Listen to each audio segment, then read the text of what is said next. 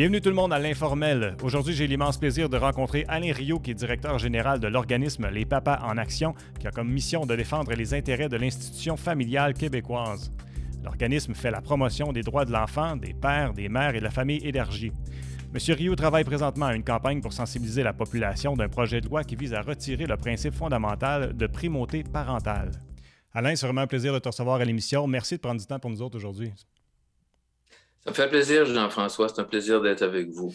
J'aimerais ça peut-être d'entrée de jeu là, rapidement, parce qu'on veut passer on a des questions sérieuses là, qu'on veut entamer dans notre conversation.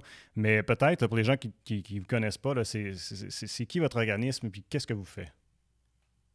Bon, les Papas en Action, rapidement, là, en deux mots, c'est un organisme qui a été créé il y a quelques années pour venir en aide aux parents dans le secteur de Verdun, donc aussi pour aider les nouveaux arrivants avec distribution de vêtements, des patins d'hiver, par exemple, des activités sportives, etc.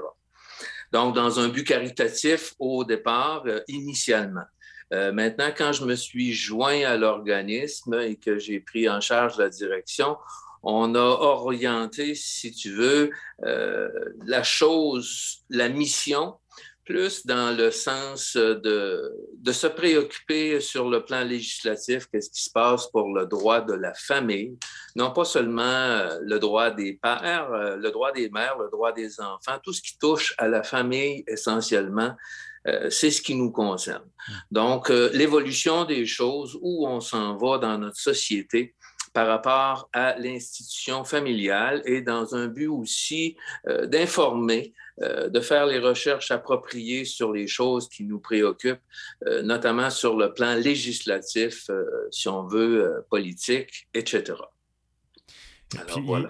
Il y a beaucoup de gros dossiers là, que vous avez entamés, puis vous dites que vous faites de la recherche pour traiter de ces dossiers-là, puis je dois dire que pour avoir consulté votre site web, c'est très complet l'information que vous donnez, donc chapeau à vous autres pour ça.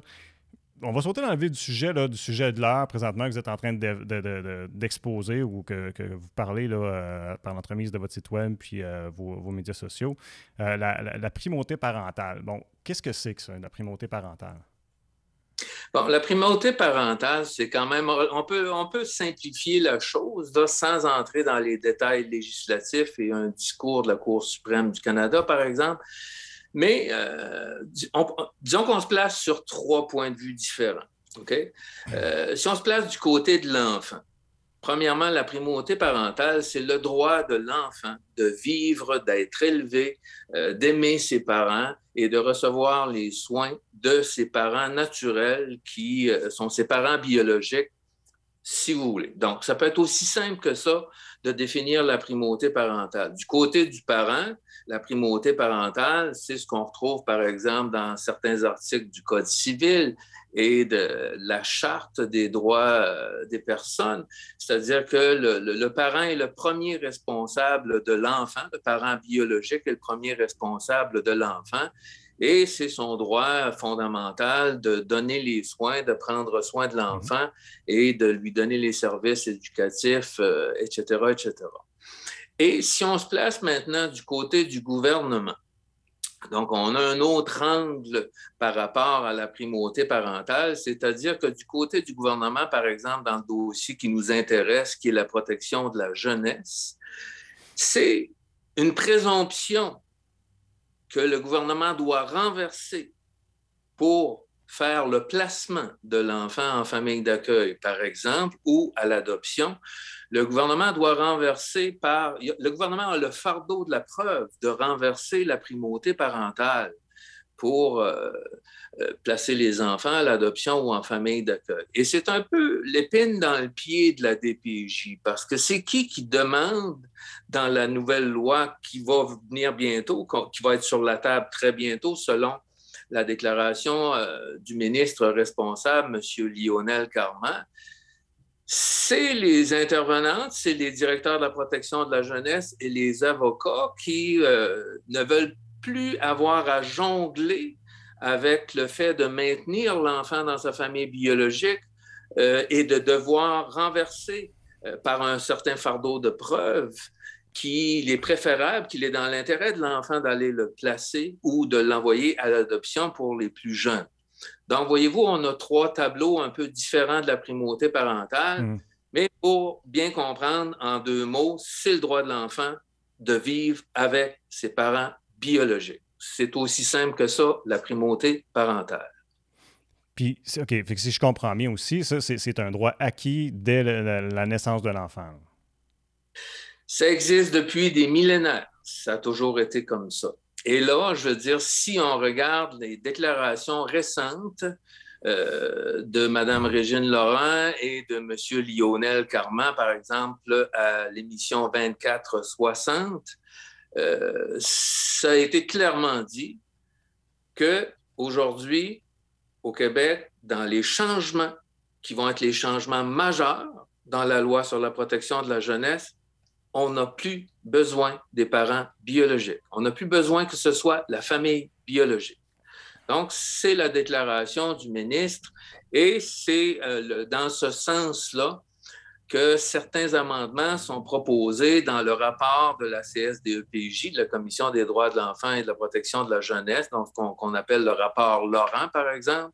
C'est un peu dans ce sens-là que comme on disait à l'émission 24-60, qu'on veut donner un grand coup de barre, OK, aux droits des parents biologiques. OK. Fait que, concrètement, ça veut dire que ça, j'imagine, là, si je suis la logique, ça faciliterait les organismes gouvernementaux comme la DPJ d'avoir un droit sur l'enfant, disons, qui vivrait des difficultés dans son milieu familial. Absolument. Dans le fond, si on... Bon, le rapport de la commission Laurent, c'est quand même un rapport de plusieurs centaines de pages. Mais si on regarde les fondements législatifs, sur le plan législatif, ce qu'on veut faire, les changements dans la loi, les propositions qui sont à caractère législatif, c'est qu'on veut faciliter l'adoption des enfants et qu'on veut aussi faciliter le placement à majorité en famille d'accueil, qu'on pourrait dire dans le fond que le placement à majorité en famille d'accueil est une adoption déguisée en quelque sorte. C'est comme de perdre l'enfant pour toute son enfance. Donc, l'idée si on revient au principe de la primauté parentale du côté du gouvernement, c'est que le gouvernement en justice doit renverser le principe de primauté parentale. C'est sûr que dans la jurisprudence, actuellement, déjà, le concept de l'intérêt de l'enfant n'est pas un principe fondamental parce qu'il peut être interprété de différentes façons par différentes personnes. Donc, ça reste toujours un concept, mais c'est un concept qui est extrêmement fort. C'est ça qui est l'article 33 du Code civil. Toute décision doit être prise dans l'intérêt de l'enfant. Et en vertu de notre jurisprudence actuelle, l'intérêt de l'enfant renverse déjà la primauté parentale. Et on le sait, la DPJ place des milliers d'enfants à chaque année. Donc, l'idée, c'est de faciliter. Sauf que ce qu'il faut s'inquiéter dans tout ça, il faut premièrement se demander si c'est nécessaire d'abolir la primauté parentale dans la loi d'exception. C'est sûr qu'on pense aujourd'hui, on n'abolira pas la primauté parentale dans la charte des droits, dans la charte ça, on ne touchera pas à ça. Le parent va rester le premier responsable dans la charte. Et probablement dans le Code civil, je ne pense pas qu'on va modifier le Code civil. Toutefois, il faut faire attention dans le Code civil, puisque la définition de parent a été modifiée un peu en 1984, par exemple, c'est-à-dire dans le sens que parent, dans le Code civil, c'est toute personne qui a le droit parental, okay? L'autorité parentale. Donc là, il faut faire attention. Donc, la responsabilité, j'imagine, dans ce cas-là? Oui, l'autorité parentale, c'est la responsabilité de l'enfant. Nonobstant, mettons, du lien de sang.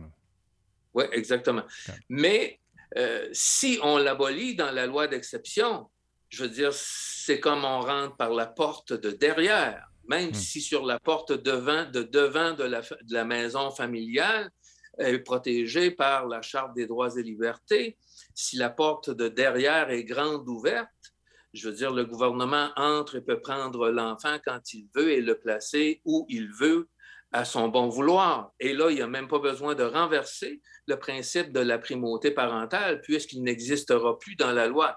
Il va exister sous une forme, disons, pour respecter la charte et le code civil. Toutefois, si dans l'article 4, qui est le principal article qu'on veut défendre en commission parlementaire, la primauté parentale telle qu'elle existe encore aujourd'hui n'est plus là, ben écoutez, je veux dire, c'est un peu comme dans la série où j'appelle les enfants du gouvernement. Le gouvernement va pouvoir faire qu'est-ce qu'il veut. Et là, c'est préoccupant. Okay? Ben oui. Pour l'avenir, pour le 21e siècle, parce que là, on est en train de mettre en place un changement qui ne s'est jamais vu dans l'histoire. Et je vous dirais qu'en même temps, depuis quelques années, les Nations unies se préoccupent à propos des placements inutiles. Et c'est le terme qui est utilisé par les Nations unies, notamment dans la journée générale du droit de l'enfant qui devait avoir lieu l'automne passé, mais qui n'a pas eu lieu. C'est une réunion générale qui a lieu à tous les 2 ans. Okay. Donc, qui a été remis à cause de la COVID. Et cet automne, les 16 et 17 septembre 2021, cela faisait l'objet principal de la journée sur les droits de l'enfant, c'est-à-dire les placements inutiles. Donc, on observe dans le monde une nouvelle tendance de faire beaucoup de placements d'enfants. Et ça s'accélère et on observe qu'il y a beaucoup aussi de placements inutiles. Et nous, comme organisme, moi, j'ai parlé avec des centaines et des centaines de parents depuis quelques années qui m'appellent et qui me racontent leur histoire, qu'est-ce qu'ils vivent en protection de la jeunesse. Et je suis à même de constater qu'il y a beaucoup de placements inutiles. Et donc là, on va à l'encontre du droit de l'enfant. Pas juste du droit des parents, mais on va à l'encontre du droit fondamental de l'enfant, puisque c'est le plus important de tous les droits de l'enfant. C'est celui d'avoir le droit de vivre avec ses parents biologiques. Donc là, si on veut tasser ce droit-là pour se donner le pouvoir de faire ce qu'on veut, et on sait qu'il y a beaucoup d'erreurs qui sont commises, et plus, c'est un principe fondamental, plus l'intervention augmente, plus le risque d'erreur augmente. Mm-hmm. Et récemment, ce qu'on observe d'ailleurs, c'est que le gouvernement caquiste a investi plus d'une centaine de millions pour engager de nouvelles intervenantes. Et le nouveau constat est à l'effet que c'est des jeunes femmes qui sortent du niveau collégial avec des TTS, qu'on appelle des techniques en travail social, et on ne possède pas toutes les informations sur ces personnes-là qui sont employées, et ils reçoivent quelques heures de formation et ils sont lancés sur le terrain pour fermer des dossiers. Ils peuvent saisir les tribunaux et ces jeunes femmes-là se retrouvent devant le tribunal avec l'image, si vous voulez, de l'expert. Parce qu'aux yeux d'un tribunal, l'intervenant de la DPJ, c'est l'expert dans le dossier. C'est lui qui est l'expert. Donc, on met un pouvoir énorme entre les mains de personnes qui sont plus ou moins qualifiées, sans expérience, et on sait qu'il y a déjà beaucoup d'erreurs. Mais ce qu'on entend, puis ce qu'on crie dans les médias dans les dernières années, c'est qu'on manque de moyens à la DPJ pour offrir un service adéquat pour protéger des enfants qui vivent effectivement des problématiques dans les familles où il y a de la violence et des choses comme ça. Donc, à contrepartie, j'aurais tendance à dire que ben, ces fonds-là sont peut-être nécessaires ou non? Écoutez, c'est l'histoire de la DPJ depuis toujours. Je veux dire, c'est pas nouveau. Non. Si on regarde les rapports importants qu'il y a eu sur la DPJ, par exemple, il y a eu le rapport de M. Lebon, le rapport Lebon. André Lebon a siégé comme la main droite de Régine Laurent dans la nouvelle commission. Mais alors, lui, quand il a fait son rapport, je pense que c'était au début des années 2000, c'était justement sur ce problème-là. Et la commission a étudié toutes les étapes en détail des procédures de la DPJ dans le but justement qu'on ne manque pas de personnel puis améliorer les choses, ça a donné quoi? On est encore au même point. Si on remonte en 1970, bon, la loi a été créée en 1979, mais c'est après les conséquences, si vous voulez, des orphelins de Duplessis et des placements abusifs qu'il y a eu à ce moment-là. L'idée principale, l'idée centrale de la création de la loi sur la protection de la jeunesse à ce moment-là était la déjudiciarisation pour mettre en avant le principe de socialisation. Et c'est dans ce sens-là qu'on a créé la loi sur la protection de la jeunesse. Mais aujourd'hui, on en est loin de la déjudiciarisation. Le nombre de requêtes au tribunal ne cesse d'augmenter. C'est énorme. Mais si on revient à cet amendement de la loi, c'est quoi qu'invoque le gouvernement comme raison de vouloir modifier ça? Parce que je me demande en quelque part si c'est pas genre un réflexe sursaut des tragédies qu'on a entendu parler, entre autres la petite fille de Granby, je pense l'année passée ou il y a 2 ans, qui a fait le tour des médias. Est-ce que c'est pas une réaction forte à ça, peut-être? Bon, écoutez, là-dessus, on pourrait mettre plusieurs choses sur la table. On pourrait supposer bien des choses. Sauf que, quel était l'agenda politique du gouvernement par rapport à cette loi-là? Ça, c'est une autre chose que l'on ne connaît pas bien. Okay. Bien entendu, il y a eu le cas de la petite fille de Granby, qui a été l'élément déclencheur de la suite du rapport Laurent et du projet de loi qui s'en vient. Maintenant, ce qu'on voit dans les médias et ce qu'on voit, disons, dans l'inconscient collectif, c'est qu'on nous dit que la petite fille de Granby est morte. Et puis, si il n'y avait pas eu la primauté parentale, ça ne se serait probablement pas produit. OK?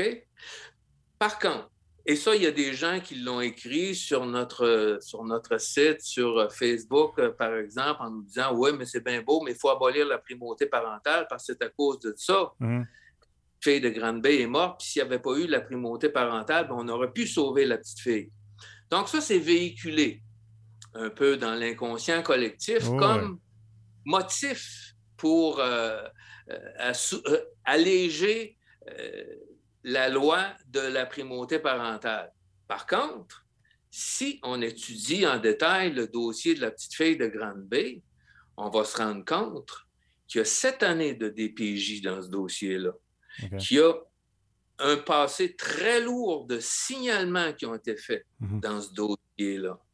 Et déjà avant sa naissance, avant la naissance de la petite fille martyre de Granby, la DPJ était déjà dans le dossier. Et quand la petite fille est née, au début, elle a passé, je pense, les premiers 18 mois avec sa grand-mère. Maintenant, est-ce que la DPJ a demandé un placement en famille d'accueil dans ce dossier-là? Est-ce que les tribunaux ont agi? Il y a eu 4-5 intervenants qui ont passé dans ce dossier-là. Et il y a eu plein de signalements. Maintenant, on vient nous dire que c'est à cause de la primauté parentale. Est-ce que c'est réellement le motif? Puisqu'on sait que la DPJ place des milliers d'enfants à chaque année. Et à son bon vouloir, d'une manière, moi, selon ce que j'entends de parents, et il y a beaucoup de placements qui se font encore comme au temps de Duplessis, c'est-à-dire sur des bases de fausses maladies mentales ou de faux troubles de santé mentale chez des parents qui n'ont jamais été diagnostiqués ni par un psychologue ni par un psychiatre, ce qui est contraire au Code des professions du Québec, parce que c'est un droit réservé aux psychiatres et aux psychologues. Mais dans sa ventilation de l'article 38, la DPJ se donne le droit de créer des motifs de compromission si elle pense qu'il y a des motifs sérieux que la personne aurait des troubles de santé mentale. Et là, les personnes ont des difficultés à trouver des psychologues et des psychiatres pour faire des contre-expertises contre la DPJ. Il n'y a presque personne qui veut en faire. Donc là, les parents perdent leurs enfants et les font placer. Les parents n'ont pas les mêmes moyens que l'État non plus pour apporter des contre-expertises comme ça, j'imagine. Non, les contre-expertises, ça coûte quelques milliers de dollars, mais le problème pas seulement là. Le problème est surtout que les psychologues ne veulent pas s'opposer à la DPJ. Okay? Et si on fait une recherche globale au Québec, je pense qu'on va trouver qu'il y a des régions du Québec où il n'y a personne qui veut faire des contre-expertises contre la DPJ. Ah oui. Ça, c'est un autre dossier. Mais si on revient à la petite fille de Grande-Bay, si on comprend que la DPJ peut placer des enfants en famille d'accueil pour un simple motif de conflit de séparation, et ils le font dans plusieurs cas. Mais qu'est-ce qu'on décrit comme conflit? C'est quoi, ça veut dire quoi, un conflit de séparation? Conflit de séparation, c'est lorsque la DPJ décide qu'il y a trop d'amertume entre le père et la mère qui sont séparés. Ah oui, et mon Dieu. Bon, vous comprenez? Oui. Toutefois, on ne donne pas de service à ces gens-là. Et bien souvent, quand la DPJ arrive dans le décor, et à un moment donné, je vous donne un exemple, j'ai passé à l'émission de Paul Arcand, et Paul Arcand me disait, Monsieur Rioux, il dit, vous ne savez pas le nombre incroyable de courriels que je reçois, que des parents signalent l'autre parent à la DPJ dans des conflits de séparation. Donc là, la DPJ entre en jeu. Et la DPJ, pour fermer un dossier, écarte un des deux parents de la vie de l'enfant. La DPJ choisit un des deux parents, écarte l'autre. Généralement, c'est ça. Mais dans certains cas, ils vont encore plus loin, c'est qu'ils placent l'enfant en famille d'accueil pour un simple conflit de séparation, alors qu'il serait possible de donner des services de base à ces parents-là pour les aider, tout simplement. Mm-hmm. Donc, si la DPJ est capable de placer des enfants en famille d'accueil pour un conflit de séparation, comment pouvez-vous venir me faire croire que dans le cas de la petite fille de Grande-Bay, un dossier qui est pratiquement ouvert pendant 7 ans, que la DPJ n'était pas capable de rien faire? Oui, je comprends très bien. Je comprends très bien ton point de vue. Puis là, d'autant plus, deux choses. Je vais commencer avec ça. Si on retire la primauté parentale, qu'est-ce qui reste à un parent qui serait dans une situation, bon, exemple, pour revenir à l'exemple d'un conflit de garde ou un conflit de séparation, là. Donc, dans un conflit de séparation, qu'est-ce qui reste à un parent pour se protéger à ce moment-là? Déjà, je te dirais qu'il ne reste pas grand-chose. Par exemple, c'est une recherche que j'ai faite avec quelques personnes qui m'ont aidé à faire cette recherche-là. Moi, j'étais recherchiste à l'Assemblée nationale, entre autres choses, et j'ai l'habitude de fouiller dans la documentation institutionnelle et de faire des recherches à la bibliothèque de l'Assemblée nationale.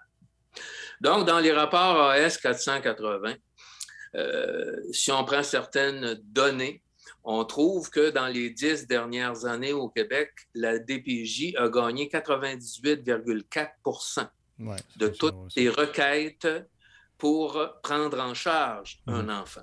Donc, si la DPJ gagne 99 de toutes ces requêtes de prise en charge de l'enfant, déjà aujourd'hui, il reste quoi aux parents?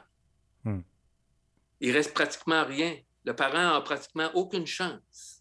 Mais dans des situations comme ça, j'imagine que le parent est obligé d'essayer de se défendre seul ou ils n'ont pas les moyens de se payer, mettons, des expertises ou des avocats qui ont assez d'expérience ou qui sont trop chérants pour amener l'expérience devant les tribunaux pour les défendre. Beaucoup de clients, on va dire, parlant de clients du système de santé finalement, puisque c'est le système de santé, beaucoup de clients de cette clientèle-là n'ont pas les moyens, bien entendu, de payer des avocats. Et je te dirais que plusieurs personnes m'ont confié des choses assez étonnantes, des personnes qui ont fait des dépôts en fidéicommis pour des avocats un peu plus réputés de 7, 8, 10, 15 000 $ et qui n'ont jamais revu leur argent. Wow. Et il y a des dans ce domaine-là qui chargent, comme Mme Goldwater, par exemple, jusqu'à 750 $ de l'heure. Alors, ça va vite à ce moment-là, là. Et malgré tout ça, il reste que la DPJ gagne 99 de ses causes de prise en charge de l'enfant. Alors, avocat ou pas avocat, ouais. Il n'y a pas grand chance, il y a 1% de chance. 1,5% C'est ça, de chance. Premièrement, comme parent, tu regardes ça et tu te dis, ben, je ne vais pas aller investir là-dedans. Si je vois que c'est le taux si la DPJ, mettons, gagne 98%, pourquoi j'ai réinvestir pour défendre mon cas? Ils doivent déjà être découragés en partant, là, je veux dire. Et les parents investissent quand même parce que les parents biologiques aiment leurs enfants, Jean-François. Ouais, et il y a de ruines. Et il y en a plein qui m'appellent régulièrement. Monsieur Rioux, pouvez-vous me conseiller un avocat? Je ne sais pas quoi leur dire. Je leur dis la vérité. Et je les laisse choisir. Mais des jeunes... Et aujourd'hui, il y a beaucoup de jeunes mamans qui sont aux prises avec la DPJ. Là. Les choses ont un peu changé. Il y a une certaine époque, c'était plus du côté des papas qui avaient beaucoup de difficultés avec les tribunaux. Je veux dire, c'était pratiquement impossible de demander une garde partagée dans les années 80, par exemple. Tu ne pouvais pas trouver un avocat pour demander une garde partagée. Les choses ont évolué un peu. Mais aujourd'hui, avec la DPJ, il y a beaucoup de mamans qui se font prendre à leur propre jeu, surtout celles qui vont soupçonner, par exemple, des abus sexuels de la part de leur ex-conjoint. C'est pratiquement automatique aujourd'hui. Ils perdent la garde de leur enfant. Il n'y a pas grand chance du côté des parents. Mais est-ce que au niveau des avocats aussi, est-ce qu'on observe le même phénomène que, mettons, des experts qu'on voudrait emmener? Ou est-ce que les avocats veulent défendre ces causes-là? Parce que les autres non plus, ça ne va pas leur tenter de s'investir dans une cause perdue. Là. Bien, écoutez, je veux dire, je ne peux pas parler pour les avocats, mais je veux dire, dans le fond, il y a trois avocats, trois genres d'avocats dans ces causes-là. Je veux dire, tu as les avocats qui vont défendre les parents, tu as les avocats de l'enfant qui sont généralement, c'est des avocats payés par l'aide juridique qui prennent des mandats en vertu de l'article 80. Parce qu'à partir du moment, la loi est créée de manière à ce qu'à partir du moment où ce que la volonté du côté parental, la volonté du parent va à l'encontre de ce qui serait l'intérêt de l'enfant, comme on dit dans la loi, c'est-à-dire ce que la DPJ décide pour l'enfant. Alain, donc, je te demande pardon, je suis obligé de t'interrompre. Retiens ton idée, s'il te plaît, parce que c'est vraiment intéressant. Je dois prendre quelques secondes pour remercier ceux qui nous écoutez via ma TV ou sinon, si vous écoutez la version raccourcie de l'émission, je vous invite fortement à suivre la version longue. On est sur le web, sur notre chaîne YouTube de la TVC Basse-Lièvre. Vous pouvez nous écouter en balado aussi. Je vous rappelle qu'on est sur Apple Podcasts, sur Spotify, ainsi que sur SoundCloud. On va parler davantage du sujet de la DPJ, entre autres, qui est vraiment intéressant. Alors, je vous invite à nous suivre là. Merci. Excuse-moi, Alain, je devais absolument t'interrompre dans le temps pour ce segment-là, mais je t'en prie, continue ton idée. Donc, en vertu de l'article 80 de la loi, à partir du moment où c'est qu'il y a un conflit d'intérêts, si tu veux, ou d'orientation sur l'avenir de l'enfant, c'est-à-dire que la DPJ décide une chose, les parents ne sont pas d'accord, bien, en principe, la Chambre de la jeunesse nomme un avocat, OK, pour représenter l'enfant. Et cet avocat-là, c'est un avocat qui, dans la majorité des causes, va se lever pendant 30 secondes pendant l'audience pour dire « Monsieur le juge, l'enfant est en accord avec ce que la DPJ demande. » Et ça, c'est d'une manière générale. Et c'est aussi une bonne partie de ces avocats-là qui deviennent juges à la Chambre de la jeunesse. Ça aussi, c'est un autre dossier qu'on a développé où on a fait une recherche sur le site d'intelligence juridique et les juges à la Chambre de la jeunesse sont majoritairement d'anciens avocats qui travaillaient pour la DPJ et ça va aussi loin que certains avocats deviennent juges dans la même région où il était avocat pour la DPJ. Par exemple, prenons, disons, je suis avocat pour la DPJ dans les Laurentides, je suis nommé juge par le Conseil des ministres et je continue à opérer comme juge à la Chambre de la jeunesse dans les Laurentides. Et donc, c'est mes anciens collègues de travail qui viennent plaider devant moi. C'est un conflit d'intérêts solide. Ben, ce qui veut dire, dans le fond, au bout du compte, on n'a pas personne, dans le fond, du privé ou des gens qui sont de la communauté qui sont là puis qui peuvent être moindrement impartials. Là. Je veux dire, on a un problème là, d'impartialité. Hein. Je te dirais que dans l'étude que j'ai faite, c'est à peu près 15% des avocats qui deviennent juges qui viennent du privé. Le reste, c'est tous des avocats du gouvernement qui viennent principalement des anciens avocats de la DPJ, des avocats du BAJ, qui est le Bureau des affaires jeunesse pour les jeunes contrevenants, si tu veux. Et puis, les autres avocats, c'est les avocats de l'article 80 qui sont régulièrement choisis. C'est un peu toujours les mêmes qui reviennent dans chacune des régions pour représenter les enfants. Donc, dans le fond, les juges de la Chambre de la jeunesse, 85% des juges de la Chambre de la jeunesse, c'est des anciens avocats qui plaidaient contre les parents. Wow. On peut le voir comme ça. Ouais. Mais bien entendu, je veux dire, si on parle avec... et d'ailleurs, une partie de cette recherche-là a été reprise par la journaliste Mylène Moisan il n'y a pas si longtemps. Et elle a contacté la juge en chef de la Cour du Québec. Et bon, bien entendu, on va nous dire que c'est impartial pareil, qu'il n'y a pas de problème de ce côté-là.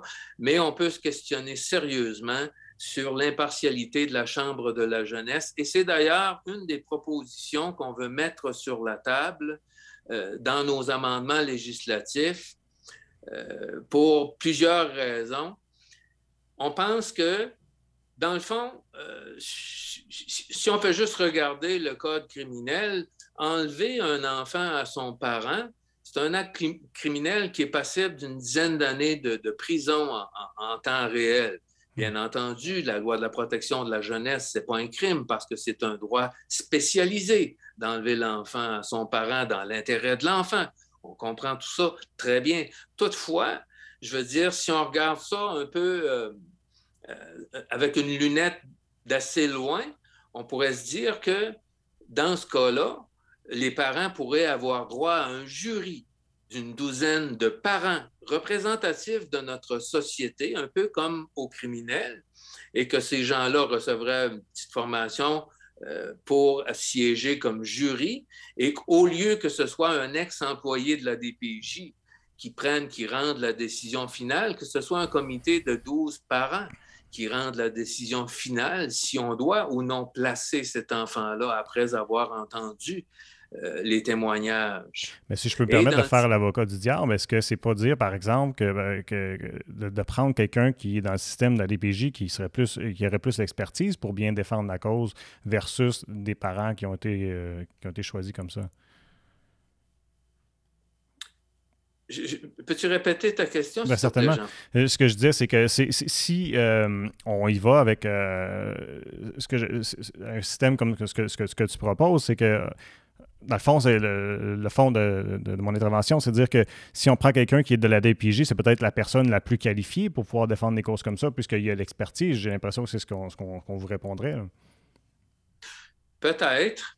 Mais il faut aussi se questionner sur l'expertise. Comme on disait tout à l'heure, bien souvent, c'est des jeunes femmes qui sortent du cégep, qui sont au début de la vingtaine. Et il y a un autre principe derrière ça aussi. C'est que, par exemple, si on prend le principe de nos ordres professionnels au Québec, les médecins sont jugés par les médecins, les juges sont essentiellement jugés par les juges, les avocats sont jugés par les avocats, les comptables sont jugés par les comptables. Et c'est un principe qui existe depuis des centenaires, le jugement par les pairs. Et c'est un peu ce qu'on demande, d'avoir une cour des pairs à l'intérieur, une chambre des pairs à l'intérieur du nouveau tribunal unifié qu'on veut faire, par exemple. Et les parents, je pense, sont les mieux placés pour juger la job de parents. Job de parents, oui, je vois de la logique. Filles qui ont travaillé à des PJ qui n'ont jamais eu d'enfants puis qu'on les met sur le jury, on a une autre histoire. Mais je veux dire, les parents sont les mieux placés pour juger les parents. Est-ce que les parents sont fautifs? Et l'idée dans ça, c'est un jugement qui est porté sur les parents parce que c'est les parents qui sont considérés comme les fautifs dans cette histoire-là. Donc, alors, si on avait un jugement par les pairs, ce qui est, dans le fond, le jugement suprême. C'est ce qu'on utilise dans les causes criminelles. Et ça, ça ne coûte pas une fortune. Déjà, aujourd'hui, on a aussi étudié le budget en protection de la jeunesse. C'est un budget annuel qui est rendu maintenant à 1,5 milliard par année. Et selon l'étude des rapports financiers de l'aide juridique, du Conseil de la magistrature et de la DPJ, des CI3S, etc., on considère que c'est peut-être un budget d'à peu près qui est pas loin de 200 millions de dollars qui s'en va dans la poche des avocats en protection de la jeunesse et presque 300 millions qui s'en va maintenant dans la poche des familles d'accueil. Le budget des familles d'accueil a augmenté de 30% en 5 ans. Donc, 200 millions. Et si on prend le salaire qui est donné à un juré au criminel, qui est de 100 quelques dollars, 109 ou 104, je ne me souviens pas. Donc, si on met 100 dollars par juré, je veux dire, on peut dire qu'un juré pour une journée coûte 1000 dollars si on prend 10 personnes à 100 dollars par jour. Donc là, si on prend le nombre de causes qui sont entendues à la Chambre de la jeunesse, on parle d'un coût qui serait de l'ordre de 5 à 10 millions. On donne déjà 200 millions à des avocats. Donc, 5 à 10 millions pour avoir un droit à un juré. C'est quand même pas demander la lune. Oui, j'en conviens. Mais si tu permets, il y avait deux choses, je te rappelle mon idée parce que j'avais deux choses que je voulais parler, mais regarde, ça va sûrement me revenir. Fait que je veux revenir sur la primauté parentale, même si on l'a couvert, là, parce que j'essaie de me souvenir, mais est-ce que j'ai bien. Je veux savoir si j'ai bien compris ou c'est juste quelque chose que j'ai entendu ailleurs, mais est-ce que les droits du gouvernement sur l'enfant arrivent présentement lors de sa naissance et que ça changerait ou est-ce qu'il pourrait y avoir des cas où est-ce que déjà le gouvernement pourrait avoir des droits sur ton enfant dès la grossesse de la mère? Ce que le gouvernement propose, d'ailleurs, c'est la première proposition de Régine Laurent qui a été mise en novembre 2020, ça fait déjà plus qu'un an. Et puis, la première proposition, c'est de faire un suivi dès la grossesse de la mère. OK. De faire un suivi. Donc, ici, le danger est assez simple. Il faut comprendre qu'on parle d'une loi d'exception. Donc, à partir du moment où il y a un signalement, c'est là que la porte est ouverte. Là. La porte de derrière est ouverte. S'il n'y a plus de primauté parentale, à partir du moment où il y a un signalement à DPJ, la porte est grande ouverte. Et ça peut être à partir de la grossesse. Ça peut être à partir de n'importe quand. Si vous n'avez jamais affaire avec la DPJ, il n'y a pas de problème de primauté parentale. Mais à partir du moment où il y a un signalement, et là-dessus, sur les signalements, on a aussi étudié l'évolution des signalements. Au début, dans les années 80, il y avait 23 000 signalements par année. On est rendu à 120 000 signalements par année aujourd'hui. Puis il n'y a pas plus de prise en charge pour autant, je pense, c'est ça? La prise en charge est restée relativement stable, mais augmente tout le temps. Okay. Ça augmente tout le temps. Et ça augmente beaucoup plus dans les dernières années pour les 0-5 ans. Et ce que je voulais dire, dans le fond, c'est qu'on est rendu à 120 000 signalements et il vient au monde 80 000 enfants au Québec maintenant. Il en venait 97 000 quand la DPJ a été... Il venait au monde il y avait 97 000 naissances, pardon, quand la DPJ a été créée. Maintenant, c'est juste 80 000 naissances par année. Donc, le signalement, je veux dire, il vient de où? Il vient des directions d'école, il vient de la police, il vient des employés de l'État. Vous allez au CLSC, consulter un médecin, etc. Donc, c'est l'obligation de signaler qui est inscrite dans la loi. Donc, ces signalements-là, d'une manière générale, viennent des employés de l'État. Et une partie vient du milieu ou de l'entourage ou de la famille elle-même. Proportionnellement, qu'est-ce qui vient de la famille? Parce que là, tous les autres signalements, on parle des institutions, de l'État. Mais ça ressemble à quoi, ce qui est rapporté par les familles? Écoutez, ça, c'est confidentiel. On ne peut pas le savoir. OK. Comme disait Paul Arcand, dans le fond, on sait qu'il y a une bonne partie des signalements, c'est les couples qui se séparent, qui se signalent entre eux et qui font des signalements. Et malheureusement, c'est souvent le parent le plus intransigeant qui va gagner la cause pour se débarrasser de l'autre parent par l'entremise de la DPJ qui Mais va ça, là, sortir. c'est des signalements de chicane. Je veux dire, en quelque part, c'est dur pour moi de penser que... Parce que, tu sais, on sait, d'une séparation, il y a toutes sortes de conflits qui vont émerger, puis à un moment donné, il y a des grosses chicanes qui vont se faire. Fait que c'est... Tu sais, pour moi, ça me semble pas... J'ai l'impression qu'il doit y avoir, qu'on en a parlé tantôt, il doit y avoir des signalements qui sont des erreurs, là, à ce moment-là. Là. Ah, ben écoutez, je veux dire, c'est facile de faire un signalement de violence familiale ou de violence conjugale. La DPJ va intervenir immédiatement. Est-ce qu'on sait combien est-ce qu'il y en a qui sont des erreurs? Ou que ce ne soit pas fondé, on est dans le domaine du civil. On n'a pas besoin d'avoir une preuve hors de tout doute raisonnable.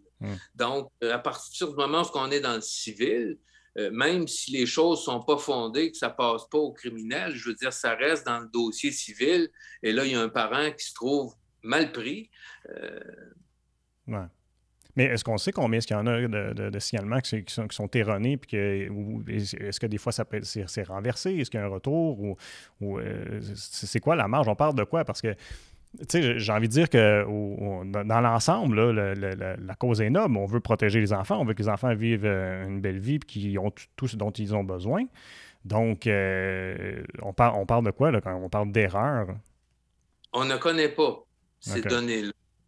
Et je veux dire, bien entendu, il reste que, tu sais, je veux dire, l'intérêt de l'enfant est au centre, bien entendu, du débat, mais l'intérêt de l'enfant est un concept extrêmement élastique. Si on prend d'un côté que l'intérêt de l'enfant, c'est de vivre avec ses parents tel que c'est inscrit dans la Charte des droits et libertés, et que de l'autre côté, l'intérêt de l'enfant, c'est de se plier à une décision du gouvernement, de la DPJ notamment, et qui est renforcée par une décision judiciaire du tribunal, puisque c'est eux autres qui décident de l'intérêt de l'enfant, c'est le tribunal et la DPJ. Et le tribunal a un rôle quand même relativement mineur. Lui ordonne ce qui est demandé par la DPJ. Après ça, c'est la DPJ qui choisit les familles d'accueil et qui décide où l'enfant va être placé. Et c'est d'ailleurs pour ces motifs-là que la juge Ruffo a eu tellement de difficultés avec les DPJ des Laurentides et de Longueuil qui ont fait des boycottages de la juge et des plaintes au Conseil de la magistrature, par exemple parce que la juge Ruffo avait parlé à un enfant dans un corridor et en vertu du principe d'impartialité, le juge ne peut pas parler à une des parties sans parler aux autres. Donc, c'est assez complexe comme situation, mais je pense que d'une manière raisonnable, il faut mettre des balises dans la loi. Et là-dessus, avant qu'on se laisse, je pense que ce serait important que je parle de ce qu'on compte demander à l'Assemblée nationale en commission. Absolument. Parce que moi, j'ai fait déjà une demande, pas au nom des Papas en Action, mais en mon nom personnel, puisqu'éventuellement, si par la suite, il devait y avoir des poursuites ou des demandes judiciaires pour contrecarrer cette loi-là, un organisme ne peut pas s'embarquer dans ces démarches-là. Donc, c'est en mon nom personnel comme représentant de parents biologiques. Alors, l'article 4, surtout, ce qu'on demande dans un premier lieu, c'est de renforcer la primauté parentale au lieu de l'affaiblir. C'est-à-dire que on dit, conformément au principe de la reconnaissance de la dignité inhérente à tous les membres de la famille humaine, ainsi que l'égalité et le caractère inaliénable du droit de connaître ses parents et d'être élevé par eux, toute décision prise en vertu de la présente loi doit maintenir l'enfant dans son milieu familial biologique, sauf lorsque la sécurité, le développement ou la santé de l'enfant est considérée en danger par la Chambre des pairs du tribunal unifié. Et la Chambre des pairs, c'est ce que je vous disais tout à l'heure, c'est lorsqu'un jury de 12 personnes, de parents représentatifs de la société et de représentatifs de la situation de l'enfant, se prononce sur le fait qu'il faut placer cet enfant-là. Et là, il y a toutes sortes de dimensions là-dedans aussi. Il y a l'âge de l'enfant, etc. Il y a la culture aussi. Et dans un deuxième temps, ce qu'on propose, c'est l'égalité des pères et mères. Donc, attendu le droit de l'enfant séparé de l'un de ses deux parents d'entretenir régulièrement des relations personnelles et des contacts directs avec ses deux parents, sauf si cela est contraire à l'intérêt supérieur de l'enfant.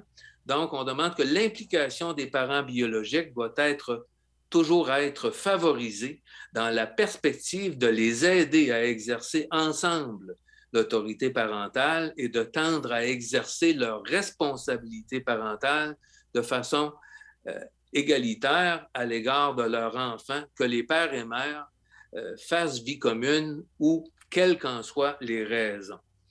Et la troisième chose où on en arrive, c'est la primauté de la famille de proximité.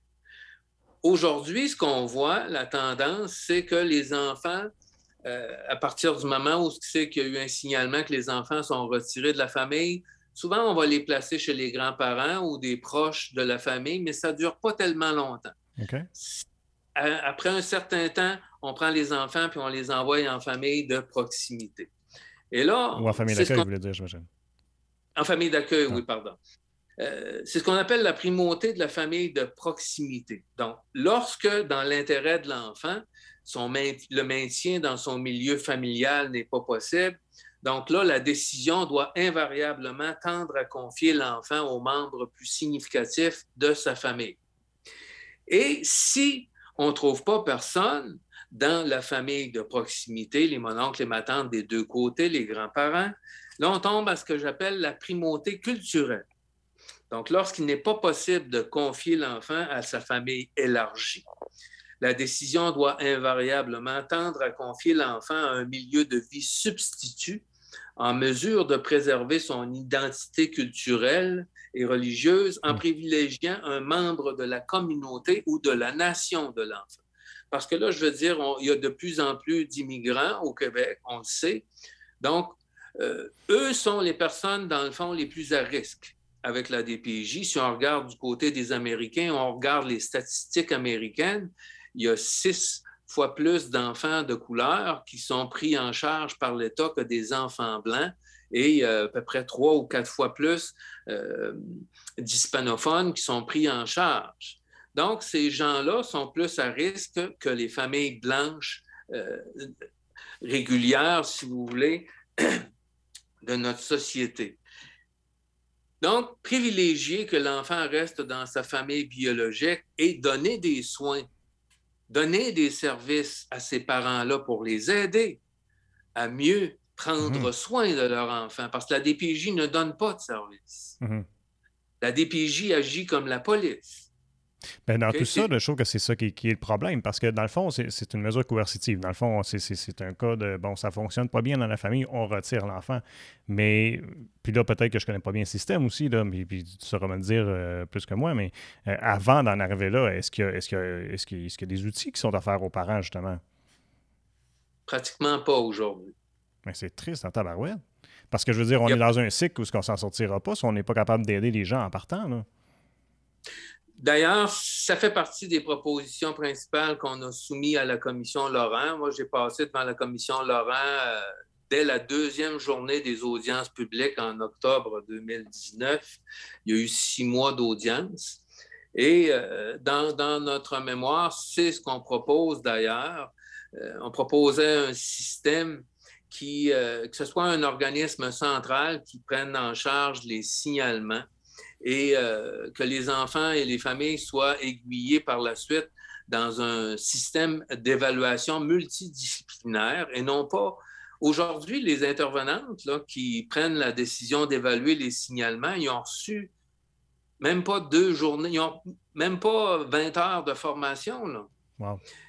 La formation, si vous allez sur le site de l'Institut universitaire de Montréal-Sud qui donne les formations pour l'évaluation, orientation. C'est une formation qui ne dure même pas 2 jours.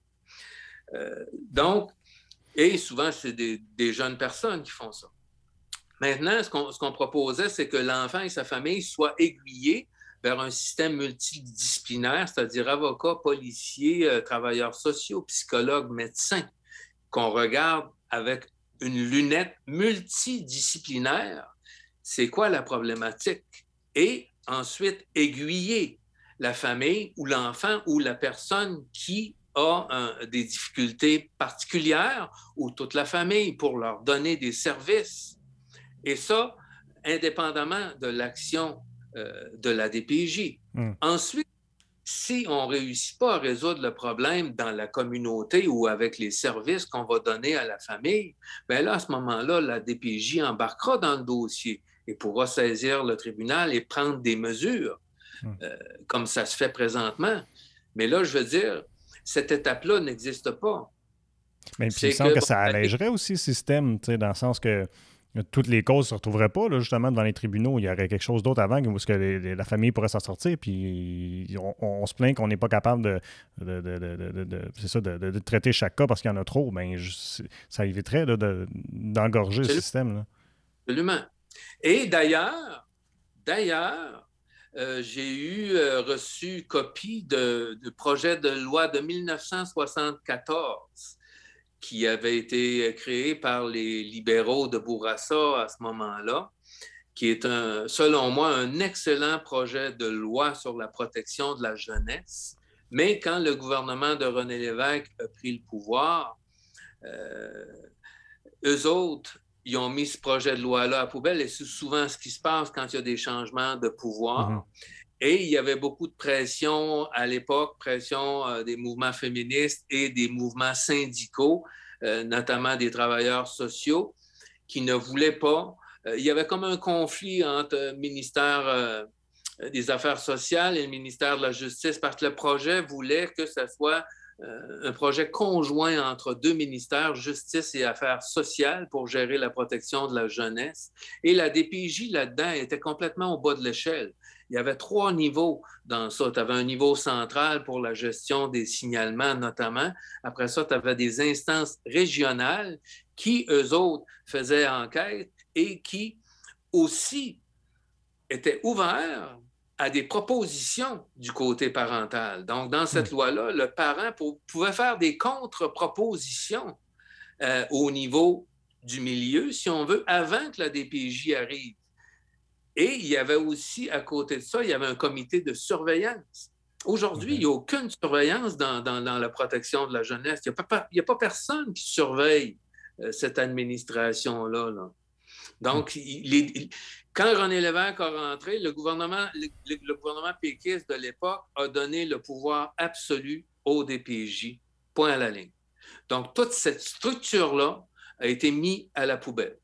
Puis pourtant, dans d'autres instances judiciaires, dans d'autres instances gouvernementales, il y en a. Là, je veux dire, tu as des recours, là, advenant que tu sens que tu vois que ça a été mal jugé ou que... Bon, OK, il y a la Commission des droits de la personne et des droits de la jeunesse. Et encore là, c'est d'anciens avocats de la DPJ qui dirigent ça. Et les parents ne peuvent pas s'adresser à la Commission des droits de la personne, sauf s'il y a lésion de droits de l'enfant. Et souvent, on va vous dire, il faut que ce soit l'enfant qui s'adresse à la commission. Donc, les parents n'ont pas de recours réel avec la Commission des droits de la personne. Et là, il faut vraiment mettre un bémol là. Il faut comprendre la situation. Il faut qu'il y ait lésion du droit de l'enfant. Donc, le parent ne peut pas rien faire s'il n'est pas capable de démontrer la lésion de droit de l'enfant. Donc, la structure n'est pas surveillée. Et le plein pouvoir est entre les mains du DPJ, malheureusement. Et je pense que c'est là où le bas blesse, parce qu'on donne un pouvoir discrétionnaire à certaines personnes d'agir au sein de la famille. Et il n'y a pas ce qu'on appelle le principe de sécurité juridique, qui est un principe historique qui date de plusieurs centenaires, c'est que toute personne a droit à une certaine sécurité juridique face aux actes qui sont posés par l'administration publique. OK? C'est essentiel. Je veux dire, la Charte des droits et des libertés est, dans le fond, si tu veux, une extension de ce principe-là qui date de la Magna Carta des 11e, 12e siècles, par exemple. Donc, le principe de sécurité juridique en protection de la jeunesse, il n'y en a pratiquement pas du côté parental. Donc, les parents perdent et perdent et perdent et perdent toujours des droits. Et ça, depuis les années 70. Au départ, l'enfant n'était pas sujet de droit. Et dans les philosophies, avant la création de la protection de la jeunesse, les philosophies des siècles passés, on se disait que, d'une manière générale, attendu que les parents aiment leurs enfants au point où ils sont prêts à combattre n'importe qui pour protéger leurs enfants, on considérait que les parents étaient tout simplement les défendeurs de l'enfant. Et là, dans les années 70, sur le plan international, dans le fond, l'enfant est devenu sujet de droit, c'est-à-dire que l'enfant a acquis les mêmes droits que l'adulte sur le plan judiciaire, plan juridique. C'est-à-dire que là, l'enfant a le droit de choisir sa religion, le droit de choisir, etc., etc., les mêmes droits, les mêmes choix que l'adulte. Bon, ça a été relativement contesté parce qu'on comprend bien qu'un bébé ne peut pas exercer ces droits-là. Et même au niveau de l'adolescent, par exemple, qui n'a pas suffisamment d'expérience et qui peut facilement être influencé par l'extérieur, est-ce qu'il peut exercer correctement ses droits de sujet de droit? Donc, à partir du moment où l'enfant est devenu sujet de droit, c'est l'État qui rentre en jeu. C'est-à-dire, c'est la protection de la jeunesse, c'est la protection des droits de l'enfant devenu sujet de droit. Et c'est là que la notion d'intérêt de l'enfant a embarqué en jeu. Et bon, c'est l'État, c'est les intervenants qui décident pour l'enfant maintenant. Toutefois, cette notion-là, même sur le plan fondamental, est relativement contestable. Et plus on avance dans cette direction-là, plus les parents perdent du terrain tout le temps, tout le temps, tout le temps. Ce qui revient au terme que tu as employé plus tôt et qui m'a interpellé beaucoup, de dire est-ce qu'on s'en va plus dans une société des enfants du gouvernement? C'est déjà un peu le cas. Toutefois, je pense que peut-être qu'on en arrive à une nouvelle étape, un peu comme la Journée générale des Nations unies qui a eu lieu il y a quelques semaines à peine, où on se préoccupe et on se questionne sur cette administration-là de la famille et du point de vue où on se rend compte qu'il y a beaucoup de placements inutiles. Et là, ça devient extrêmement préoccupant. Et certains pays vont assez loin. L'ONU a fait des enquêtes en Angleterre, par exemple, sur le placement abusif d'enfants. Et ici, si on prend la tangente qui est proposée par le ministre Carman et le rapport de la commission Laurent, il y a plein de bonnes choses dans le rapport. Je ne veux pas dire que le rapport est absolument rien de bon dans ça. Il y a des bonnes choses dans le rapport, notamment de donner des services de première ligne avant que la DPJ intervienne trop rapidement pour placer l'enfant. Sauf que ça, c'est beau sur papier, mais si dans la loi, le parent n'a plus aucun mot à dire, la porte est complètement ouverte et les bonnes intentions politiques du rapport Laurent en cours, ils n'ont pas aucune valeur juridique, là. Et c'est pour ça que je propose aux parents une représentation en commission parlementaire pour défendre le droit parental, la primauté parentale dans la loi. Et ça n'empêche pas de placer des enfants lorsqu'il y aura des cas graves. Parce qu'il y aura vraiment besoin à ce moment-là qu'on ne se retrouve pas dans des innombrables cas où est-ce que c'était pas nécessaire qu'il y ait des placements abusifs. Sur ce, maintenant, je sais que votre organisation fait des actions pour avoir du support de la population, pour les interpeller, pour les mettre au courant de ce qui se passe. Donc, qu'est-ce qu'on peut faire, nous, pour en apprendre davantage sur cette proposition-là qu'on voit présentement de la CAQ, puis donc pour en apprendre davantage, puis qu'est-ce qu'on peut faire? Bon, écoutez, pour l'instant, je veux dire, on attend le dépôt du projet de loi. Il y a eu une intervention en commission parlementaire il n'y a pas longtemps des libéraux, notamment de Mme Kathleen Veil, qui, elle, est une personne, elle est la porte-parole du droit de la jeunesse pour les libéraux, et c'est une personne qui a siégé sur des comités d'administration, des conseils d'administration, pardon, de centres jeunesse. Donc, c'est une personne qui est proche des directeurs de la protection de la jeunesse, ça sous toute réserve. Et on a entendu le ministre dire que le projet de loi s'en venait, ce qui a été dit d'ailleurs dans des émissions sur la place publique. Maintenant, est-ce qu'il va être déposé à l'automne? Peut-être qu'on va avoir certains indices dans le discours du premier ministre la semaine prochaine qui ferme la session parlementaire pour en créer une nouvelle. Alors, peut-être que dans son discours d'inauguration, on va peut-être avoir des sons de cloche, à savoir quels sont les projets de loi à venir. Maintenant,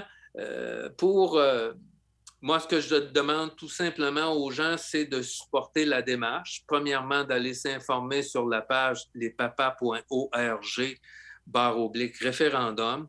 L'information est là, les vidéos sont là.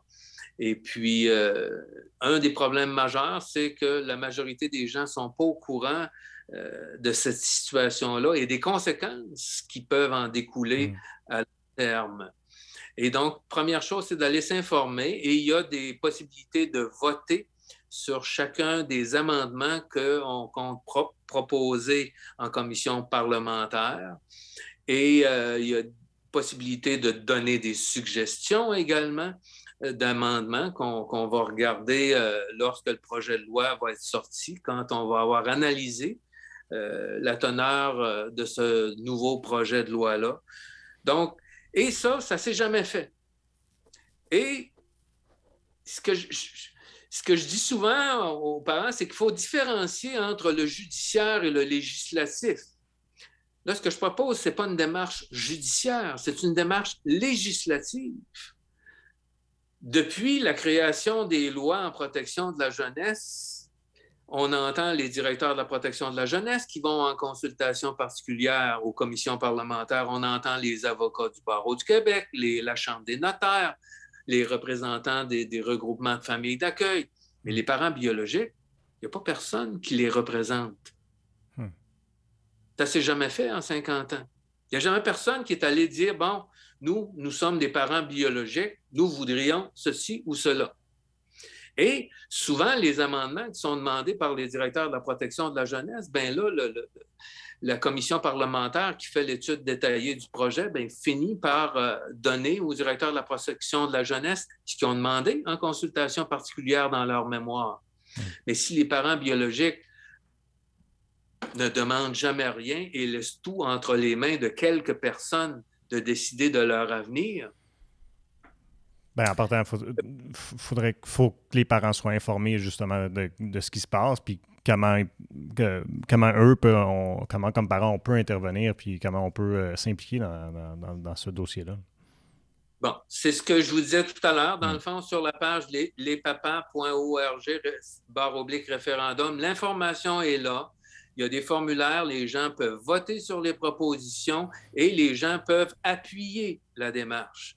Et ça aussi, c'est clair que sur le plan politique, plus on va être nombreux, le jour où je vais aller en commission parlementaire aux consultations particulières, bien entendu que plus on va avoir de poids politique aussi. Là. Ouais. Ça, c'est fondamental, c'est simple comme bonjour. Ben oui. Il faut que les personnes décident d'appuyer la démarche. Et premièrement, pour décider d'appuyer la démarche, bien, il faut quand même être informé de la chose. Tout à fait. Puis regarde, on vient de faire un pas dans cette direction-là, je pense, avec l'enregistrement de l'émission qu'on fait aujourd'hui. Fait que j'espère que les gens vont écouter ça avec intérêt puis vont pouvoir s'impliquer. Alain, je te dis un gros merci pour toutes ces informations-là. C'était vraiment intéressant. Et puis, bonne chance dans les démarches de l'organisation. Merci beaucoup, Jean-François. Bonne fin de journée à vous. Merci tout le monde d'avoir été à l'écoute et je vous invite à nous suivre sur nos différentes plateformes web pour regarder ou écouter toutes nos émissions.